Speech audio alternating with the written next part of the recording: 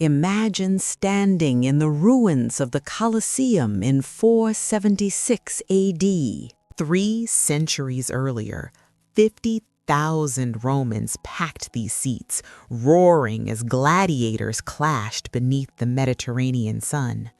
Now, silence. Wind moving through broken arches, weeds growing through marble that once symbolized eternal power.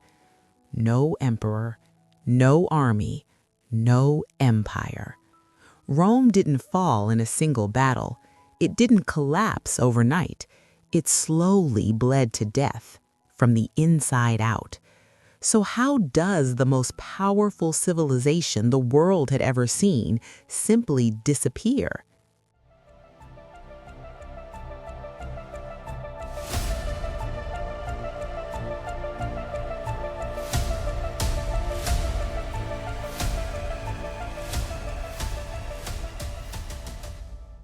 Rome's collapse didn't begin with barbarians. It began with chaos at the top.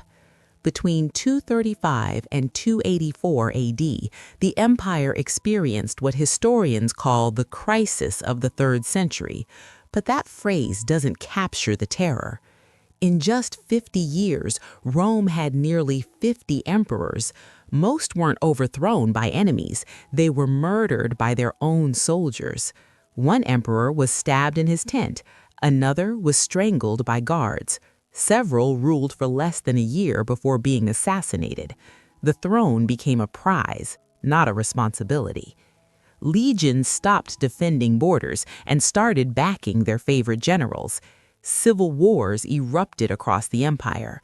Armies fought Romans instead of invaders, and every time Rome fought itself, it drained money, manpower, and morale. Here's the crucial shift. For the first time, Romans stopped believing the empire was permanent, and once belief dies, power follows.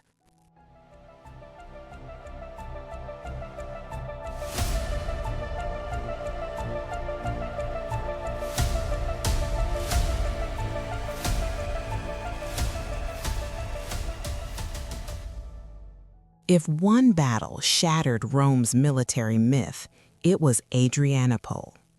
In 378 AD, Emperor Valens marched east to confront Gothic tribes who had crossed Rome's borders. But these weren't invaders. They were refugees fleeing war and famine. Rome promised them protection, then starved them, extorted them, and sold their children into slavery. Eventually, they revolted. Valens ignored his general's advice and attacked prematurely. The Roman army advanced under brutal summer heat, exhausted and unprepared. Then the Gothic cavalry struck. Roman formations collapsed, legions were surrounded, soldiers were slaughtered where they stood. By nightfall, 2/3 of the Roman army was dead, and Emperor Valens, he vanished in the chaos, likely burned alive in a farmhouse. For the first time in centuries, Rome wasn't just defeated, it was humiliated. Every enemy watching learned the same lesson: Rome could be beaten.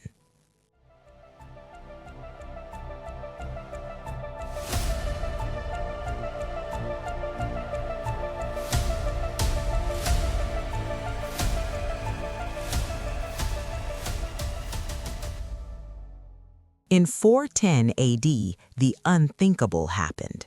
Rome was sacked.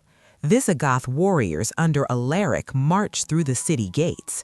Foreign soldiers stood in the Roman Forum, the symbolic heart of the empire.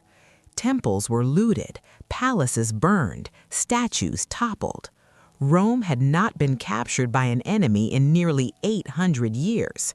The physical damage was limited, but the psychological impact was devastating. Across the empire, people asked the same terrifying question: if Rome can fall, what can survive? Even worse, the government had no answer. The sack shattered Rome's aura of invincibility, and once that illusion was gone, fear spread faster than any army.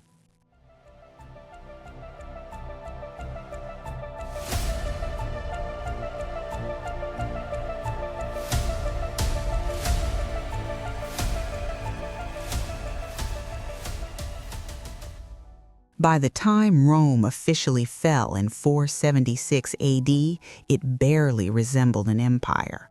The emperor was a teenager named Romulus Augustulus, a name soaked in cruel irony. Romulus, the mythical founder of Rome; Augustus, the empire's greatest ruler. He was neither. Real power belonged to barbarian generals and warlords who commanded mercenary armies. When a Germanic commander finally removed Romulus from the throne, no legions marched, no citizens rioted, no one resisted. Rome didn't collapse in flames, it collapsed in apathy. The Western Roman Empire ended not with a scream, but with a shrug.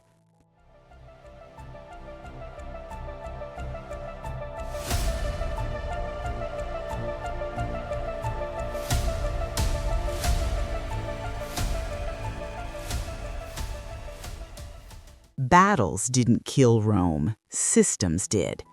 Economic collapse. Rome debased its currency to fund endless wars. The silver denarius went from nearly 100% silver to less than 5%. Inflation exploded, prices skyrocketed, trade collapsed.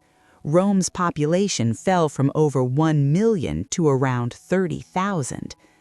Military decline. Romans stopped serving in the legions. Mercenaries replaced them. They fought for money, not loyalty. When pay stopped, so did obedience. Political corruption. The Praetorian Guard, Rome's elite protectors, began auctioning off the imperial throne to the highest bidder. Leadership became transactional. Overextension. Rome tried to defend a 5,000-mile border with shrinking resources. It was impossible. Division of the empire. East and West split. The East grew rich and stable. The West grew poor, exposed, and fragmented. Religious transformation. Christianity changed Rome's identity. The old civic religion that unified soldiers and citizens faded. Barbarian pressure. These weren't invasions, they were migrations. Rome no longer had the strength to absorb them. Each failure fed the next. Each solution created a new problem. Rome didn't collapse because of one event.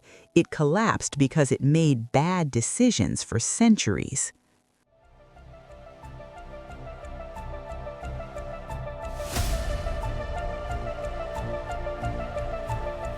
Rome didn't collapse because of a single invasion or one bad emperor. It collapsed because power stopped serving the people and started serving itself. The legions faded, the economy hollowed out, the leadership lost its purpose, and by the time Rome realized what it had become, there was nothing left to save. If you found this story compelling, ask yourself this: are empires destroyed from the outside, or do they always collapse from within? Do you like this video? Then why not subscribe and join us as we uncover more untold stories of how history's greatest powers rose, ruled, and ultimately fell.